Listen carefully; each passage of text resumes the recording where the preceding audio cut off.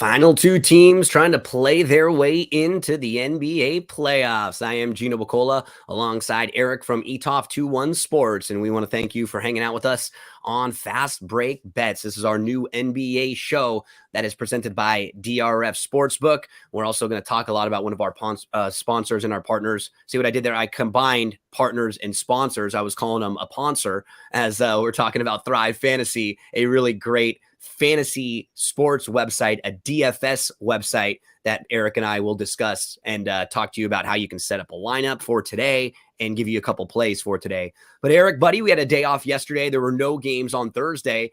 Over the next few weeks, there won't be many days off because we're going to have a lot of games rolling and starting tomorrow, starting on Saturday. Erik and I will be along with you Saturday, Sunday morning. We will come live. So if any of you are watching along, the best way to comment, we'd love to hear from you, is on YouTube. So if you're watching on any other platforms and you want to comment, if you can pull up our YouTube stream on either my YouTube or Erik's YouTube, the comments will come directly to us. So if you have any plays tonight you want to share with us, if you like anything in the Bulls Heat game, if you like anything in the Thunder T-Wolves game, we'd love to hear from you. If you have a question and you just want to know how we feel about one of your plays, any questions about DRF Sportsbook, about Thrive Fantasy, we'd love to help you out. So Erik, buddy, both of these teams trying to secure that last spot. How have you felt about the play-in so far this week as we get ready for Saturday, Sunday, where we will have all the series, 4 games Saturday, 4 games Sunday. So all 8 series will be tipping off Saturday, Sunday. I mean, I think before we dive into my thoughts, we need to answer my boy Bobby's question about how tight you were on the other night, my friend. Ooh, Bobby. So all along as a fan, I was so worried about the play-in game because in this modern era of the NBA, shooting is so crazy. And one team can just shoot the lights out and anyone can beat anyone in one game. When you're confident in your team in the playoffs, you want to get a series because all you got to do is win every other game. And you know that if you can be good half the time or close enough to half the time, you've got a shot. Down 15, I thought they were done. I thought they were absolutely done. And you could tell that D'Angelo was a little bit tight. Vanderbilt was a little bit tight. The balls weren't bouncing their way. There were a few bad calls, officials in the first half. And then everything sort of flipped once they started to go on that run. And unfortunately for Minnesota, Erik, because they were not good down the stretch. I don't think they scored for a 6-minute stretch in the fourth quarter between the 6:01 mark and then the 1 second mark when Conley hit those 3 free throws. But they just didn't have enough, right? They ran out of bodies down the stretch. They were missing Gobert. They were missing Reed. They were missing McDaniels. Towns had to do a little too much early in the game. He got worn down. He got in a little bit of foul trouble late. And the Lakers just felt like they had an extra guy or two, like an extra body or two that Minnesota didn't. So, survive in advance there.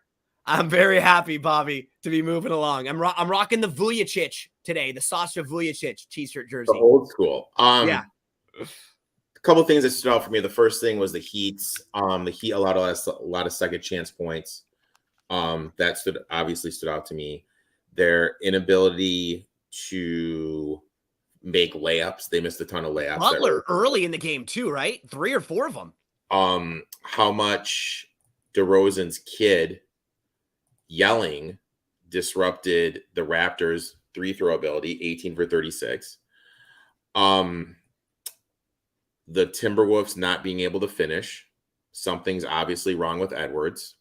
And that's the thing, health-wise. A lot of people are giving him crap and saying, oh, he didn't have a great game. He took a bad fall on his shoulder. He kind of went up and over and he landed bad.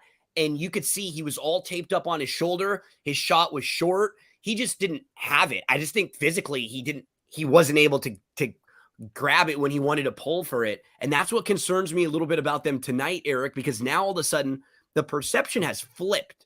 And I don't think enough people realize the feeling and the energy and the vibe of these play-in games. They're like the end of the series. They're never good. You spotted this right away, Erik, with the unders, right? With the first half unders, they're not going to be beautiful basketball. It's when you have like a win or go home or a one and done situation, it's totally different than the luxury of a series or regular season basketball. And I've heard a lot of people kind of crapping on the Lakers for not playing well or saying, oh, these games aren't good. I guarantee you when your team gets into a game 7, you'll feel a little bit differently. And when we see on Saturday, Sunday, I bet the games will open back up again in game 1s of series. You know, it'll probably get a little bit more of a flow, but this is different. And today's the same way. 2 of these teams know that their season is over. Yep.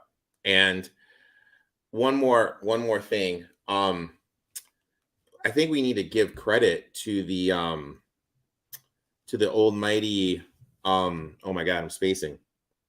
The Thunder. We got to give credit to the Thunder. Absolutely.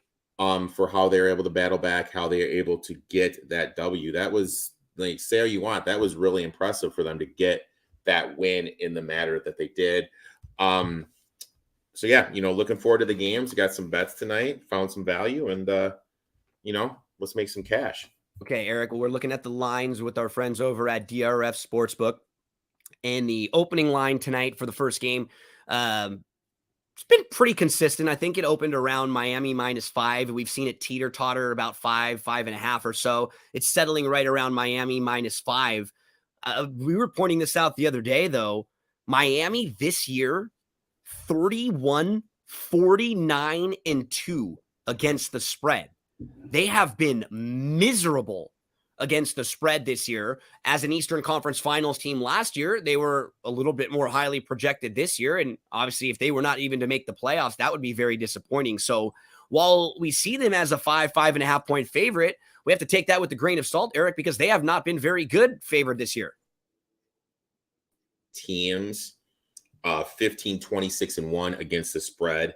And that's just at home. So it's really hard to trust them covering such a big number. It was a great comeback, like we talked about, for the Bulls. But is that more the Raptors quitting when they got punched in the mouth? Yep. And you pointed this out also because there was some turmoil in their locker room. Yep. Right? There wasn't a great vibe. There wasn't a great energy there.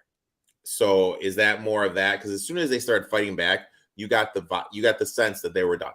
You got the sense that they were done. I think another big thing to the key thing is you look at the Bulls. Bulls can go Caruso. They can do Beverly. They have different defenders that they can throw at Butler. But when you look at the Heat, it's going to be really hard for the Heat to have Strus and Hero, I feel, on the court at the same time, just because of their limitations defensively. So I'm a little bit worried about the defensive abilities of the Heat. I think Strus is going to be a little bit limited role. But I'm just going to go back to the well. I played the first half under in this game. Bulls 62% to the first half under for the year on the road. Third best team in the league, 56% this year to the under. So I got the first half under. I believe I got it at 102. So I really like this first half under. And then I have one player prop I kind of sniffed out. Okay, Erik, talk to us about which player prop. Okay, first up, though, let's answer this question because this one came through a moment ago. They asked, let's make some money. Thanks for hanging out with us today. Any first score props that you like? So, Erik, you have one player prop. Would this be the same player that you would maybe think of doing a first scorer prop? Talk to us about the prop that you were just going to mention. Well, the first, my player prop, and I played this at over 3.5 threes at plus 200. Tyler Hero. Bulls give up the third most threes per game to opposing shooting guards. He's gone over this total 3 of 4 games. And when you just look at his attempts, this kid's shooting not 8+ 3 attempts a game. So he's going to get plenty of looks. I think the Bulls are going to be focused on taking Butler away. I think this is going to lead to some Hero open looks.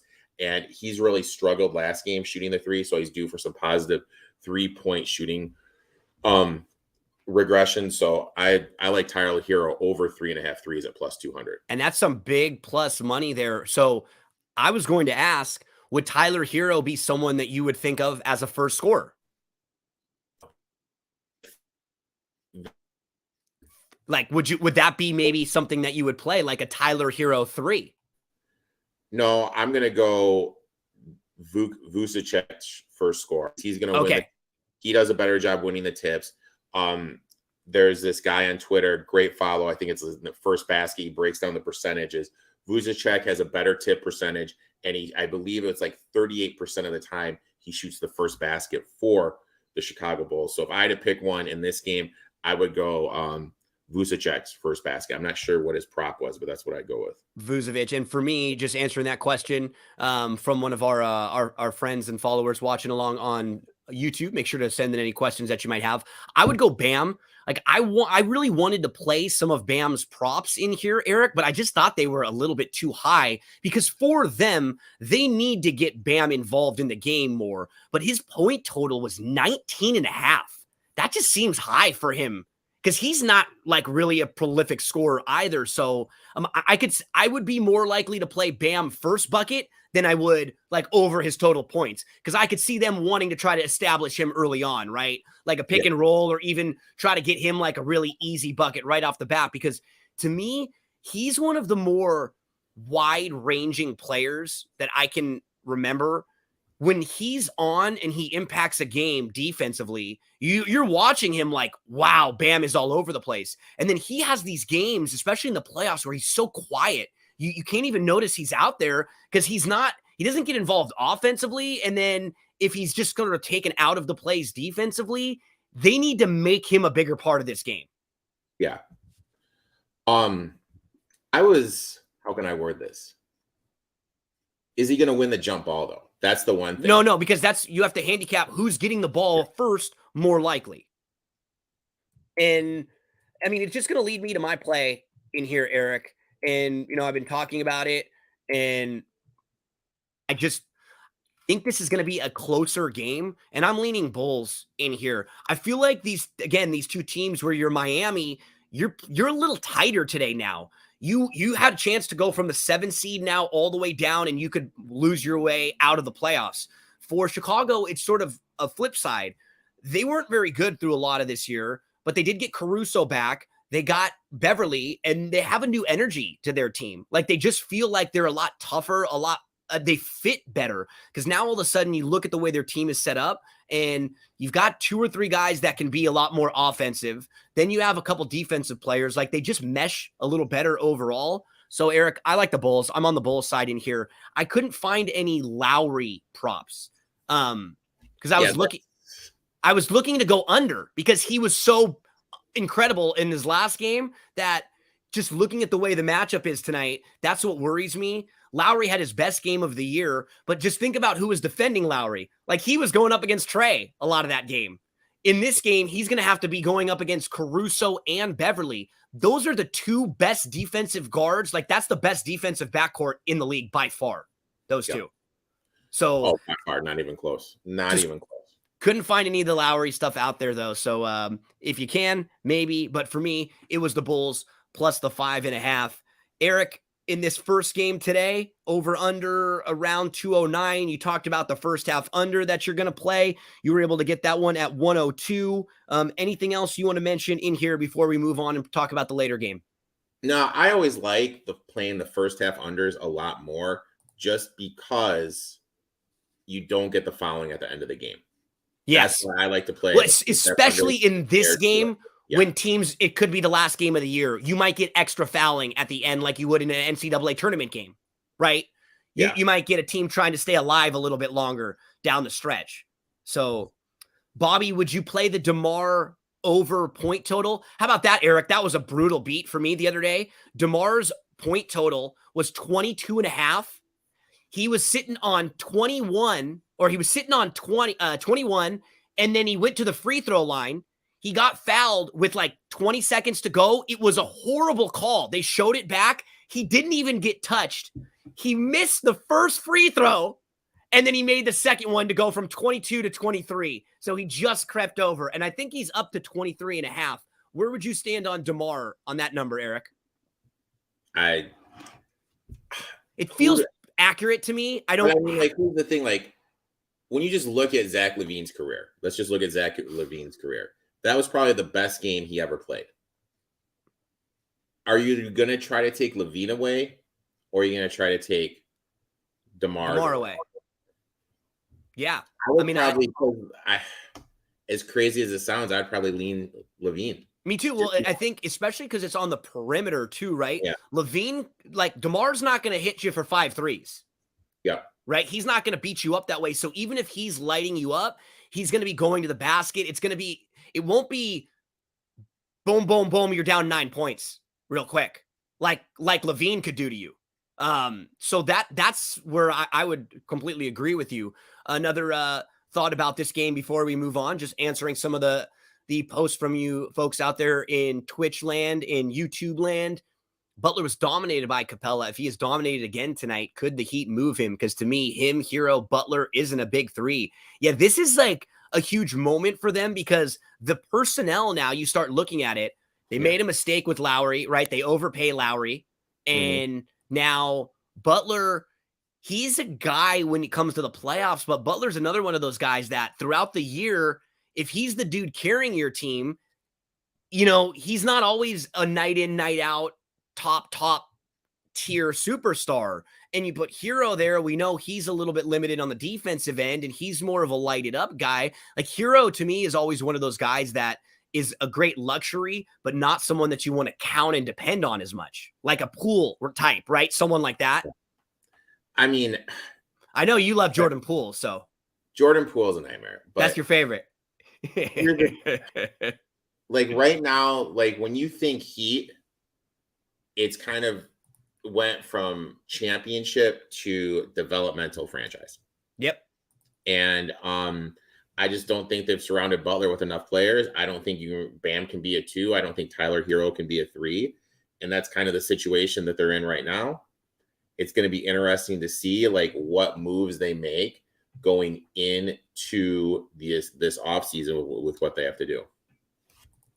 Okay, Erik, let's see. Do we have any more questions about this? Bobby was just saying you love those bets. Those first, I love the first half under bets. Those you got to keep riding them till they buck you or till you can see that they've made noticeable adjustments to the lines. There's just certain games, game 7, game 5s. I usually bet them. Yeah, and when the playoff series start, it's going to be different, right? Because like we're saying, everyone's not going to be as tight. Those first couple games, you relax a little bit more because you have a few games. The rotations are a little bit different. Everything just sort of relaxes again for a few games until it gets back to the point where teams are playing for their lives again. And then also, if you have a game like game X is a very high scoring game, then circle back. I'll play the first half under the next game. I have all these little things I do with it. Yep. Okay, Erik. I don't think we have any more questions about this show. Oh, this was just overpaid Duncan Robinson too, right? He's someone now that, you start looking at the books and looking at the money over there, and Lowry, Hero, Robinson, what are they providing you? What are you getting from all of them right now, right? Like not a lot of two-way play for sure. Robinson was a former starter who can't get on the court anymore. But it's funny though, like the Duncan Robinson story is like he was doing lights out in the oh my god, G League, the bubble. Yeah, the bubble play, not the G League. Yeah, that's where and then they opened it up where you can have like family or friends. He had one of his boys there, and LeBron came up to him, and LeBron was like, "Hey man, good game," something like that. And his buddy like was just shell shocked. He's like, "Dude, LeBron James knows your name." And ever since that game, he's just absolutely done nothing. Hasn't been the same thing, right? Okay, if you have any more questions and you want to ask anything about this game, feel free. But Erik and I are going to move on to game 2 for tonight. Erik, this number has moved a little bit, right? We've seen it flop up to 5.5 or so. I think it opened up at about Minnesota -4.5. So we have Oklahoma City, just like we had with Chicago, the 10-seeded team, the last team to make the play-in. They actually have a chance to play their way up if they can win today. Now, in both of these games, in both of these matchups, I feel like the energy for these 10-seeded teams is a little bit different, right? Like you feel good about where you are right here. You needed to win to get this game. You feel like you've been given another opportunity versus the 7-seeded teams that are down here now they're a little bit frustrated. Minnesota was an 8 seed.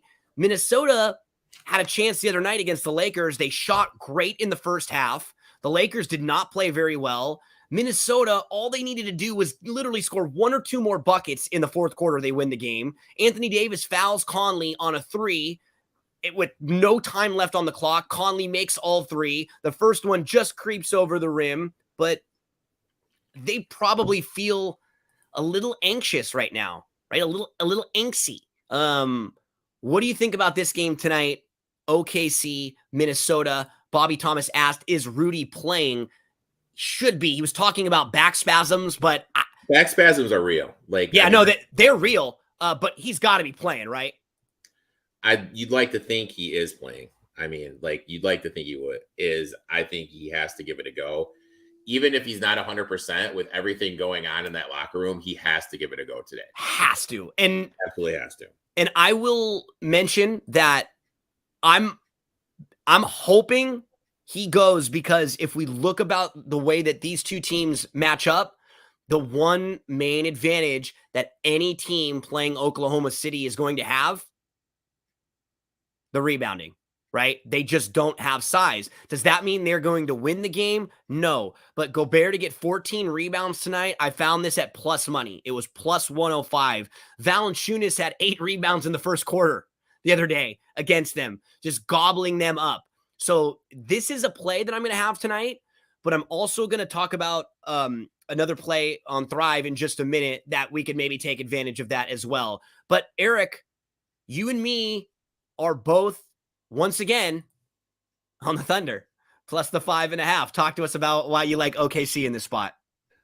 I like them just like the Pelicans. The T-Wolves are very similar with what they do with their drop coverage on defense. This is going to open up drive and kick open looks threes. We saw how many open look threes the Thunder were able to get against the Pelicans. Granted, Gobert did start off a little bit, not Gobert, excuse me, Shai Gilgeous-Alexander started off a little bit slow, but he got it going in the second half.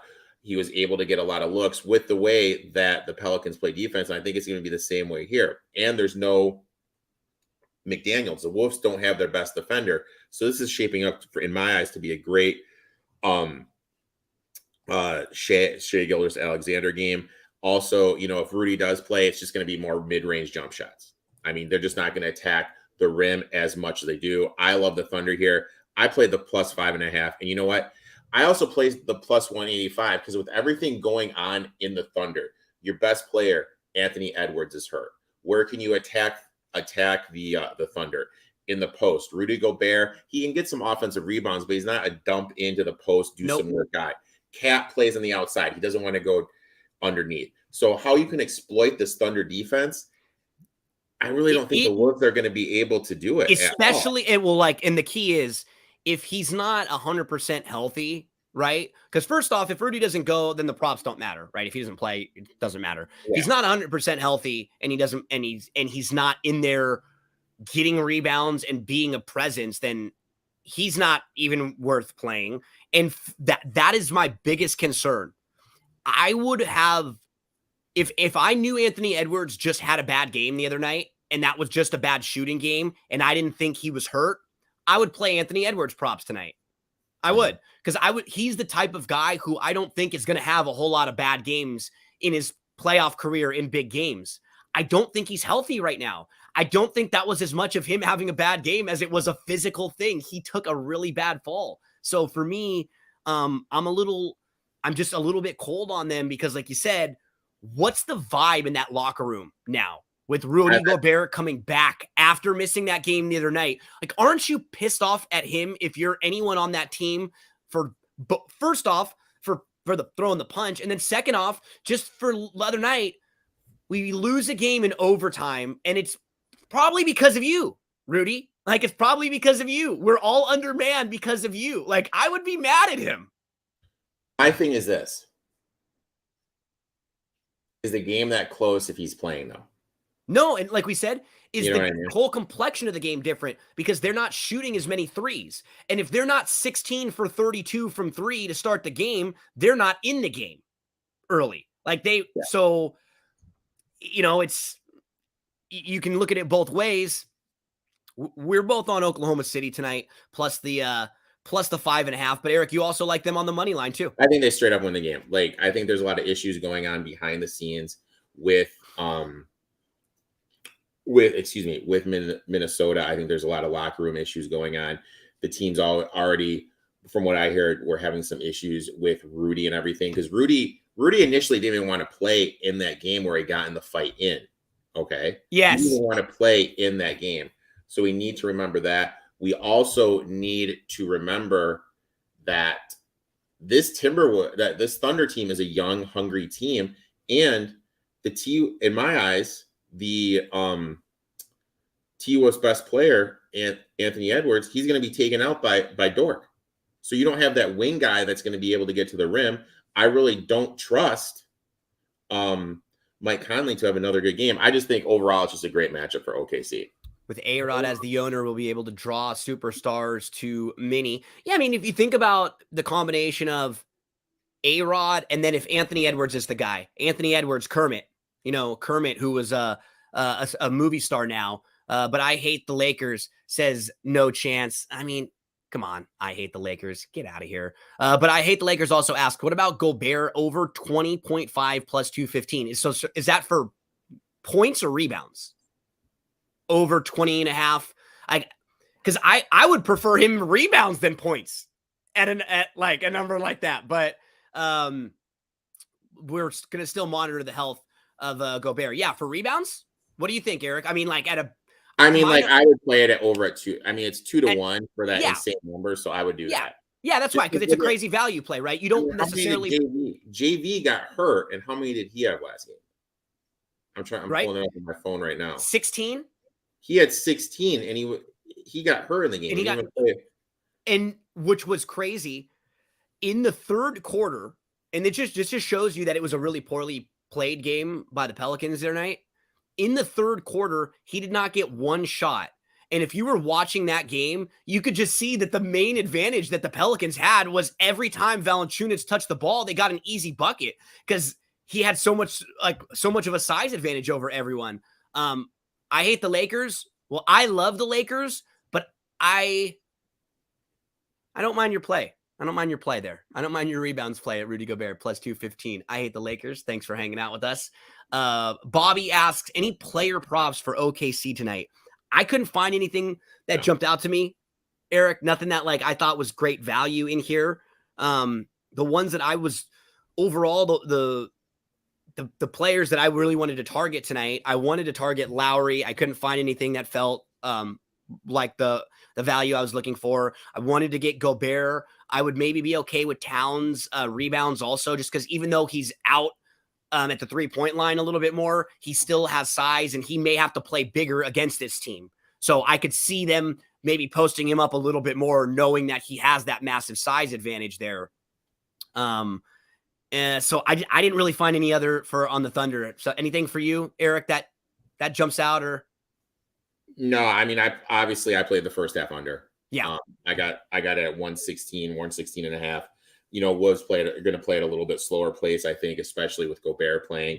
And the Thunder are due for some 3-point, the Wolves are due for some 3-point shooting regression. Absolutely. One more from Bobby Thomas before we move into Thrive Fantasy. He asks, Butler over 0.5 threes for the Heat. Yeah, why not? I mean, I would do that.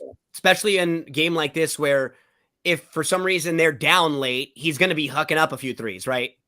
Yeah. So I think absolutely would be the type of game where I would look to give that one a play. Bobby Thomas, I hate the Lakers. Let's make some money. Thanks to all of you for chiming in. But our show is not over. We're just going to shift the focus a little bit and talk about Thrive Fantasy. We're going to still talk about these basketball games and props for tonight, but we're going to talk about a way that you can get involved in a contest. You can play in a fun DFS contest. What I like about these Thrive Fantasy games, Erik, is you're playing in groups of, you can play head to head, you can play in small groupings, but if you play in the featured contest, you're playing in like 100, maybe 200, maybe 500 in some of the bigger games, but we're not necessarily playing against hundreds of thousands of entries that are a lot of system players, a lot of like bots that were put in there, because that becomes frustrating sometimes when you play on some of those bigger sites where you know that people are playing 50, 80, sometimes 1,000 different entries. I like Thrive because, like you said, it limits what you can get. I really think it's a lot better than those other ones out there where it's just all bots and everything, and it's a little bit more prop driven. So I really like Thrive. I got a lineup going today. Okay, so the major, and also really quick, please. There's some free squares today too. Yes, there are free squares today that we are sharing around. There's a free square tonight that I passed along to Erik that the folks at Thrive shared with us, which is if you are a first deposit match bonus, your first deposit match bonus is up to $250, and you get a free square tonight of Karl Anthony Towns 0.5 points. So if he gets 1 point tonight, you get that free square, and you can make it as part of a parlay. Yeah. So you're already like one leg down of a parlay if he gets 1 point. So they just want to entice you to play. They want to have really cool promotions to get people to their site. The way they've been building the site up in the last year or so, it's been incredible. They have a whole bunch of options. I tweeted out earlier, Erik, all the different style games they have and all the different sports you could play for just today. Baseball, basketball, hockey, golf, UFC, all today. You could play. That's a fun, dude. That's a lot of action, dude. And those are all different sports that you like. Me and Erik cover. And if you want to get involved, you can get involved for $2, $5, $10. And some of the bigger contests, they're always in the $20 to $25 range. The details for the game we're talking about today, $20 entry, $2,000 of prizes. There's only 115 entries total that are in there. And they give you 20 different props. You have to pick 10 of them. And that's how you build your lineup. You pick 10, you get 2 other in case of emergency props. So that way, if your players don't play, you have an alternate, which is really cool. And I like the way that the prize payouts, like the format, top couple payouts win bigger money. So first prize, 400, second prize, 250, third prize, 150, top 7 all get $100, but they do still pay you all the way down to top 25. So if you're in, the top, 25% of a lot of these contests, you get your money back plus a few extra bucks. So that way you've got money for another entry fee.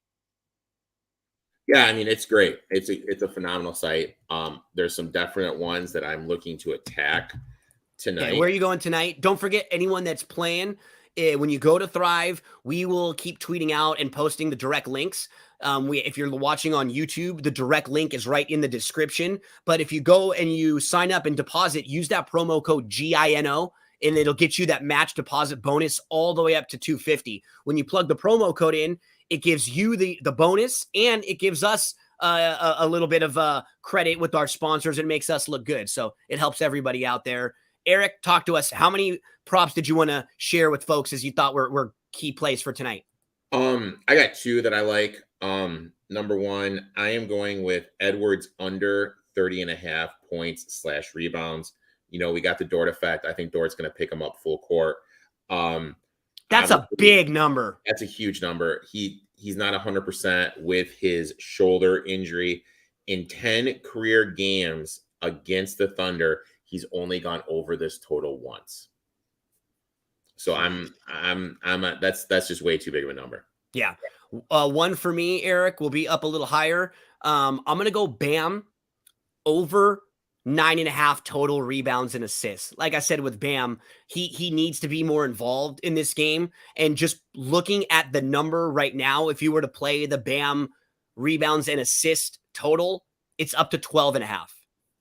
Right. So I could see him getting the rebound number alone, which is something that you like. And I feel like they have to get him more involved in the offense, run a few plays through him, let him make a couple nice passes. So one for me, Erik, Bam, 9.5 rebounds and assists. I'm going over there. What about you for your next play? Shade Gilgeous-Alexander under 44.5. This is the combo of all 3 points, assists, rebounds. 3 games versus the Wolves this season. He's only gone over it once. For him to go over this total, I really think he needs to have over 35 points. I don't think he's going to have over 35 points in this game. I think that's just too many points. That's a ton. Just because his assists are going to be limited, I think his rebounds are going to be a little bit limited because they're going to put him on Conley, I think, just so that way they don't have to worry about him getting in foul trouble. So he's going to be away from the basket. Giddey is going to be running the offense. So yeah, I'll play the under 44.5 here. That's a big number for Shai Gilgeous-Alexander. A couple others that I was looking at. We keep talking about just the size advantage that Minnesota is going to have against Oklahoma City. I think the Towns rebounds at over 10.5 is maybe a fun one too. Towns isn't always someone who I'd want to play an over rebound total with, because most days in most games he is way away from the basket. But in this particular game, I could see them understanding who they're playing. If you're not I think Chris Finch is a pretty good coach for Minnesota. And if not, I think that I don't like what he did last game. And I think that this is going to be a game for me where I look at it and go, can he get through to Towns and get down low? Because I don't think these two big guys are going to be long for the future, Erik, playing together, right? And this was such an awful trade. It was. It just, not only from a fit standpoint, but from just what you gave up to get this guy. If you are going to go give that up, you better make sure your fit is going to be perfect. And then if somebody gets hurt or something, there's nothing you can do about it, right? Let's make an example, and I'll bring it back to the Lakers.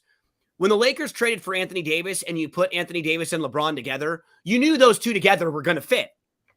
You just didn't know if Anthony Davis would be healthy all the time or if LeBron was maybe past his prime. But from a fit on the court standpoint, guy that they could run the pick and roll, big, plays defense, perimeter guy that handles the ball, great fit.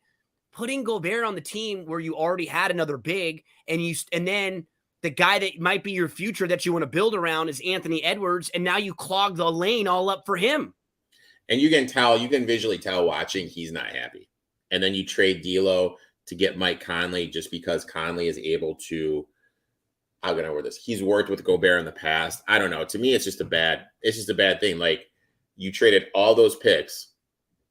You bring in Gobert. Everyone knew this wasn't going to work. And now, I'll be honest, who's going to trade for Gobert? That was the question that was right here. Who is going to trade for him now? Yeah. So and now if you're Minnesota, the problem is because we're all human. If you spend a lot of money on something, you're less likely to just throw it away, right? Yeah. Because they spent so much capital on Rudy Gobert, are they going to be a little bit more stubborn about not wanting to, or about what the return is they would get back from him? Yeah. Right? Because they gave up so much. And then add one more thing. Kessler had a great year this year. How much better would you have been if you would have just sat there and drafted just kept Kessler and you've got 3 more picks? Just kept Kessler. And some of the guys they traded to Utah for Gobert. You don't think they would like 1 or 2 of those bench guys back that the Lakers have now? It was just a bad trade. You know what I mean? And this team was moving in the right direction. And we've talked about on your podcast that they needed to build around Edwards.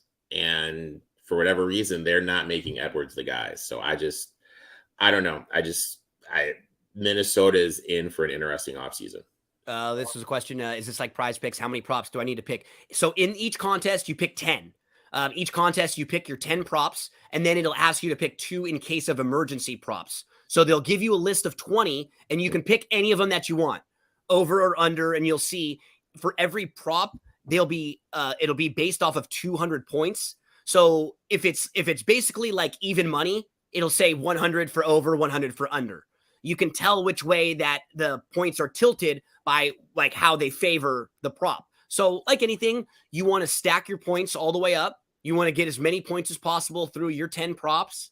And you can also play different ways. There are parlays like we just spoke about, where if you want to pick 5 props, you can bet a parlay on those 5 props together, and you will win the parlay. I think it's 20 times 2, 20.2 times for the 5-time parlay. So yeah, it's some different formats, but in this game that we're talking about, the $20 game that Erik and I are playing tonight, $20 game, $400 to the winner. It pays out all the top 26 prizes. This one, you have to pick 10 props. So let's see. Bobby, there is a rollover on the bonus. I will get you the specifics on that for sure. But yeah, you can definitely get all the way up to 250. And any other questions? Like, we got through this one. Who would trade for him? Anything else, Erik, you want to mention before we get out of here? I am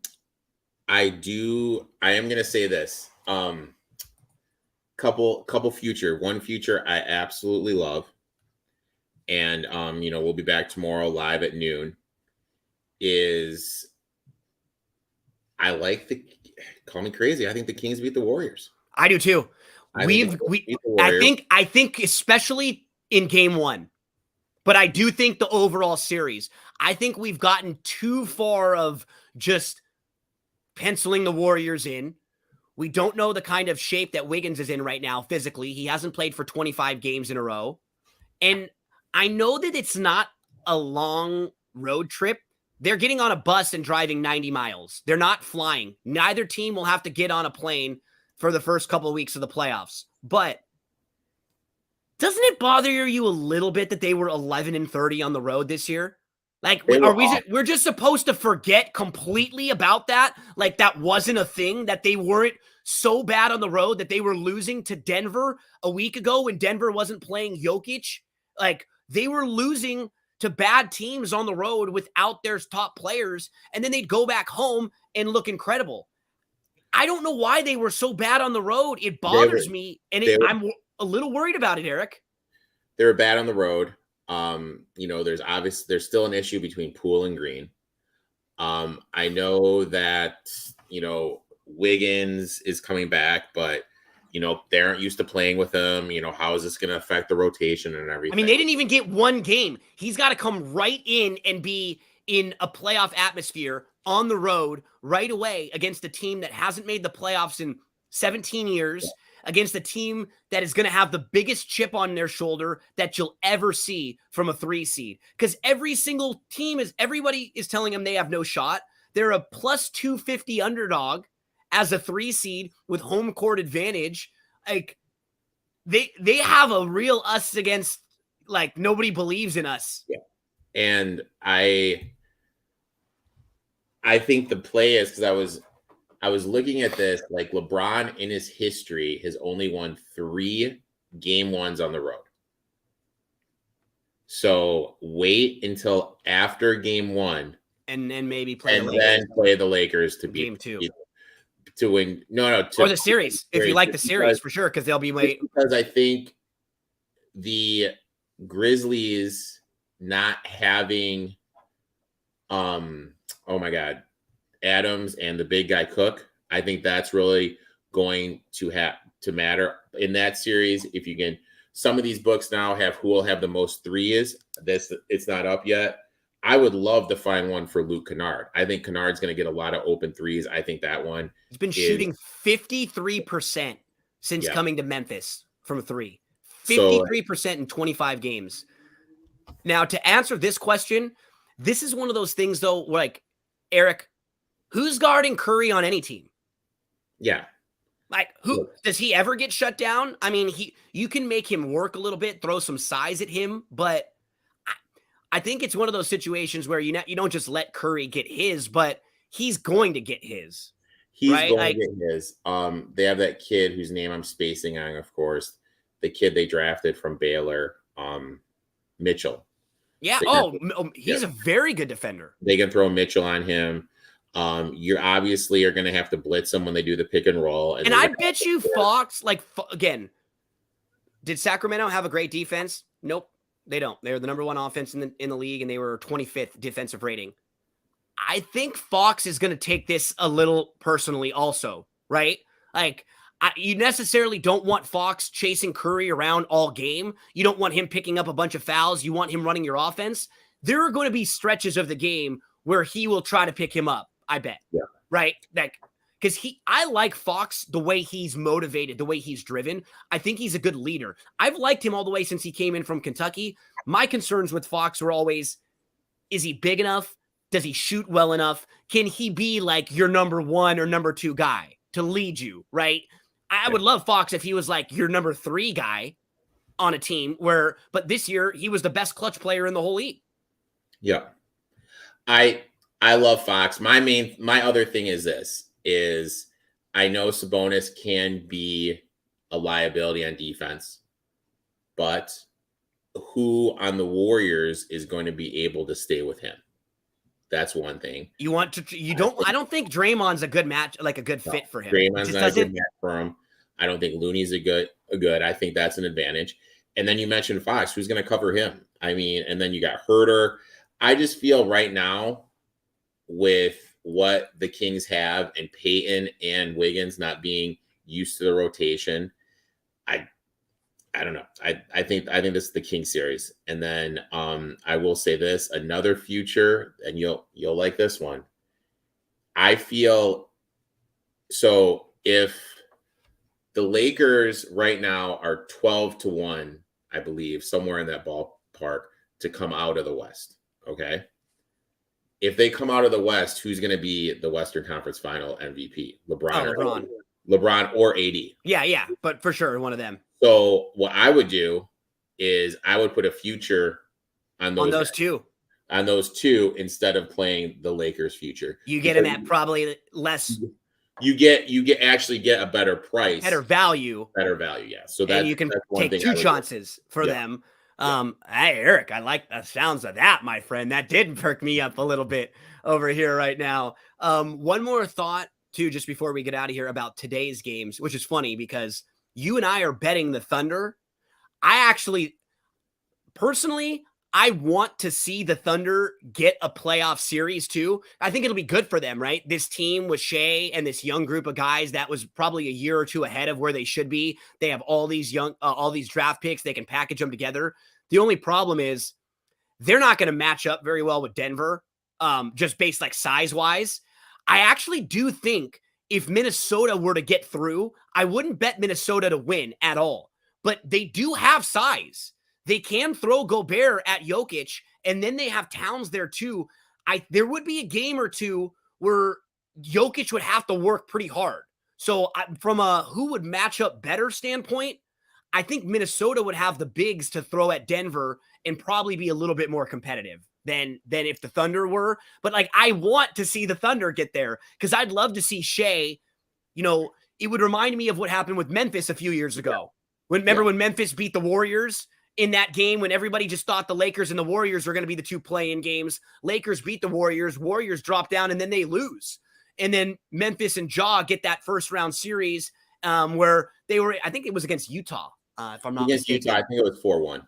Yeah, where they played well, but they just lost down the stretch, sort of like a young team. I think that would be good for OKC, but, man, could you imagine, like, Jokic could have, like, a 40-20 game.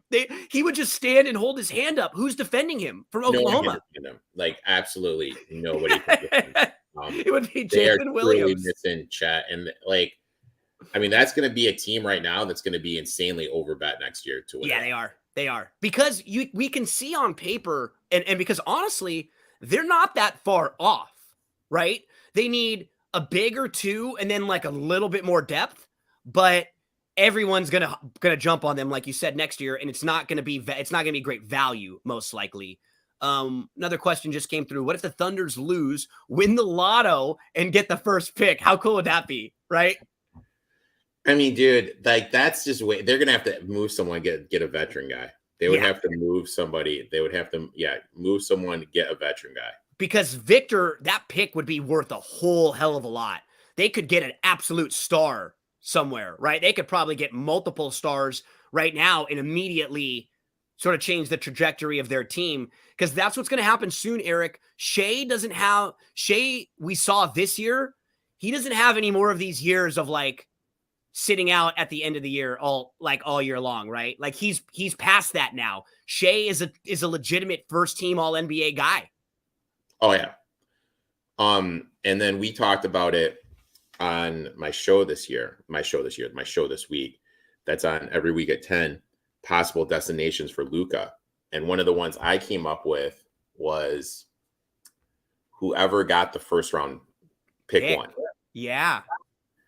I mean, it'd be interesting to see, like, do they move the French kid whose name I can't pronounce? Victor Wembanyama? Yeah. Do they move somewhere else? I think this team does need like another big, like someone like a Miles Plumlee, someone like that. So a player like that to come off the bench. But yeah.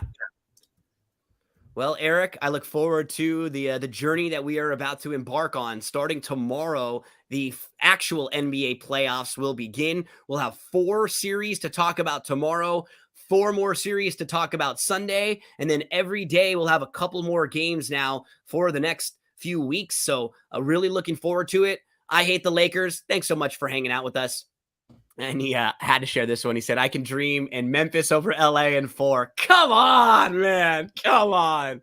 Anyways, we appreciate you hanging out with us. And thanks so much for commenting. Thanks so much. Let's Make Money for commenting. Thanks so much, Bobby Thomas. Good luck to you, Smooth Bobby Thomas, and all of your plays tonight. Don't forget, we'll be back tomorrow, noon Eastern, 9 a.m. Pacific time. If you're looking for a great place to play, a great place to wager, DRF Sportsbook, that's the place for you. If you're someone who likes fantasy sports, if you like playing DFS, if you like just getting a little bit of action, Thrive, that is the place for you. Erik and I are involved in tonight's $20 NBA Friday play-in contest. There are 115 entries capped, and you can win $400 for just your $20. Remember, when you deposit, when you sign up, use that promo code GINO. We'll see you folks all back tomorrow, noon Eastern, to talk about 4 NBA games and the playoffs opening up. Good luck.